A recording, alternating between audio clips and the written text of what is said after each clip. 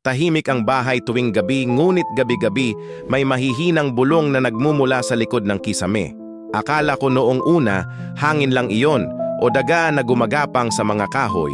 Ngunit nang magsimulang ulitin ng mga tinig ang pangalan ko, napakapit ako sa kumot, nanginginig.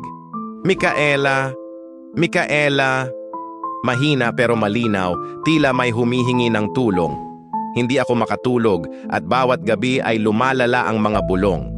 Isang madaling araw, nagpasya akong silipin ang pinagmumulan. Dahan-dahan kong inakyat ang silya at tinanggal ang panel ng kisame. Umalingaw-ngaw ang malamig na hangin na tila may humihinga sa loob.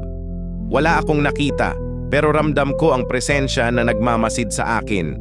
Nang ilapit ko ang ulo, may mga matang nagbubukang dilat mula sa dilim. Nagmamasid ng walang buhay. Napatras ako, pero bago ko maisara ang panel, may malamig na kamay na humawak sa pulso ko ng mahigpit.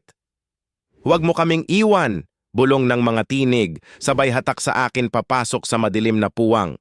Sumigaw ako, ngunit nalunod ang boses ko sa katahimikan ng gabi. Kinabukasan, natagpuan ng nanay ko ang panel na bukas, ang silya sa ilalim at ang malamig kong sapatos na nakatambay sa sahig. Simula noon, gabi-gabi na rin niyang naririnig ang mga bulong na ngayon ay pangalan naman niya ang sinisigaw habang unti-unting nawawala ang liwanag sa aming bahay.